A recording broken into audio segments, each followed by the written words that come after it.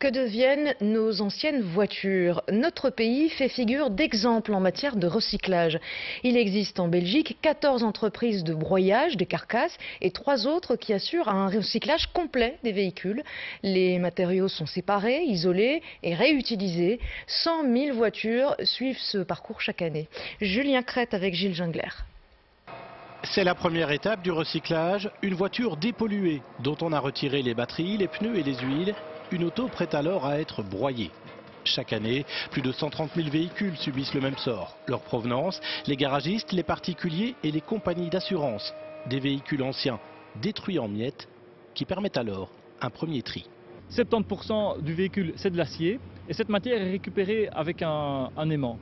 Ensuite, l'acier est envoyé directement au secteur de la sidérurgie. Une fois broyées, les particules qui ne contiennent pas de fer sont ensuite triées selon des normes bien précises. Au total, 80 techniques différentes permettent d'obtenir des matières bien distinctes. Des métaux non ferreux tels que l'aluminium, des plastiques, du verre pilé devenu sable et de la rouille.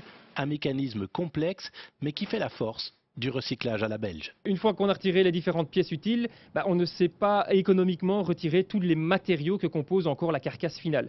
Donc on a opté ici pour des développements de technologies après le broyage pour récupérer, une fois que la matière est décomposée en petits morceaux, toutes les matières catégorie par catégorie et alimenter les différents secteurs de valorisation. Une fois ces opérations réalisées, 95% d'une voiture se trouve recyclée. Reste alors 5% de résidus inertes et cerise sur le gâteau, une fois de plus, c'est chez nous qu'on a trouvé le moyen de les réutiliser, un procédé novateur appelé à se développer.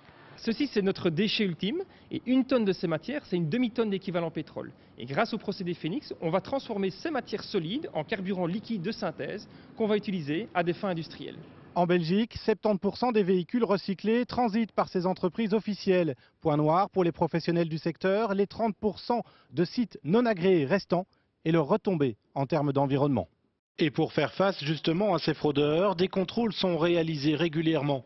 Un vaste problème aux enjeux bien précis. Ils ont moins de frais parce que nous, on le fait vraiment d'une manière qui garantit à l'environnement le meilleur respect comme une dalle imperméable, etc., la dépollution. Dans les prochaines années, la Belgique souhaite maintenir son avance sur ses voisins européens.